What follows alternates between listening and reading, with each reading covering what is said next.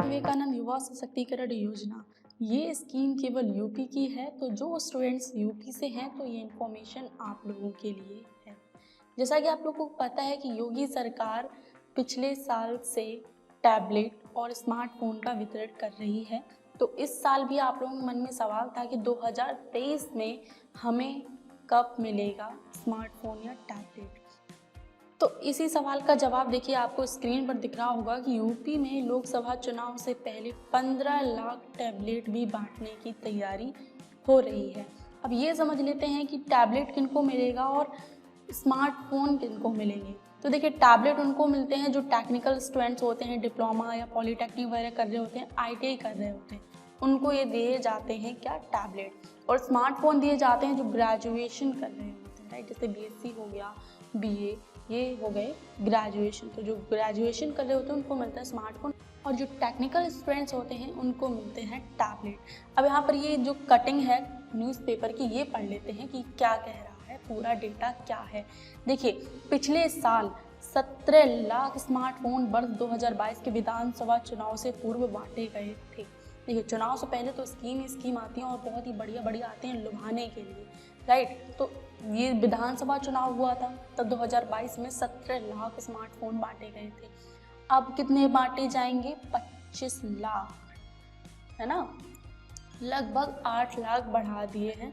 25 lakh smartphone सितंबर के दूसरे सप्ताह में बांटना शुरू कर देगी सरकार। सितंबर के दूसरे सप्ताह यानी कि 15 सितंबर से हम देख लेते हैं, यही तो होता है, राइट। 15 सितंबर, राइट। सितंबर के दूसरे सप्ताह से बांटना शुरू करेगी सरकार। तो 15 सितंबर के बाद आपको स्मार्टफोन मिलना स्टार्ट हो जाएंगे। अब देखिए, स्मार्टफोन की बात होगी, 25 लाख स्मार्टफोन बांटे जाएंगे और टैबलेट कितने, 15 लाख। ये बड़ा बड़ा हेडिंग लगा है, 15 लाख टैबलेट भी बांटने की तैयारी चल रही है।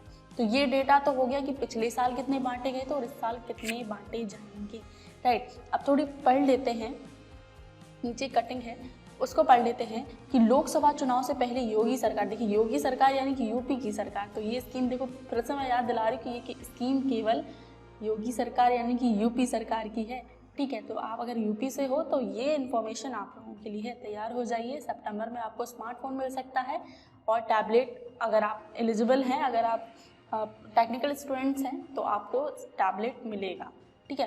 तो यहाँ पर पढ़ते हैं, युवाओं को 15 लाख टैबलेट भी बांटेगी। ये टैबलेट स्मार्टफोन के अलावा दिए जाएंगे, मतलब टैबलेट भी दिए जाएंगे और स्मार्टफोन भी दिए जाएंगे।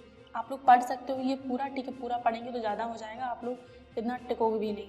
मतलब आपको ये चाहिए कि बस 2 मिनट में आप बताओ और फिर हम निकलते हैं, बहुत जल्दी रहती है।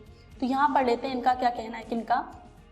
औद्योगिक विकास विभाग व आईटी विभाग के प्रमुख सचिव अनिल सागर का कहना है कि संबंधित कंपनियों को आपूर्ति का आदेश दे दिया गया है। मतलब देखिए, आप जिस भी कंपनी के लेंगे, जैसे पिछले साल सैमसंग के बांटे गए थे, मोस्टली सैमसंग के बांटे गए थे, राइट। तो उनको कगार तो देना पड़ता है कि भैया इतने हमको स्मार्टफोन की ज़रूरत है, इतने टैबलेट की ज़रूरत है, आप लोग तैयार करवा दीजिए और हमको जल्द से जल्द चाहिए, ठीक है। कगार तो देना पड़ेगा, ऑर्डर देना पड़ेगा प्रोडक्ट का। तो ये भैया आदेश दे दिया गया है कंपनियों को आपूर्ति के लिए कि हमको इतने इतने चाहिए।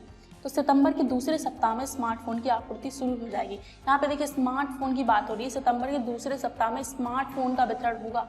टैबलेट का अभी क्लियर नहीं किया है, लेकिन स्मार्टफोन के बाद भी आपका टैबलेट का वितरण भी हो जाएगा, क्योंकि जनवरी में देखिए आपका आचार संहिता लागू हो जाएगी, क्योंकि चुनाव है तो चुनाव के 1-2 महीने पहले ही आचार संहिता लागू हो जाती है।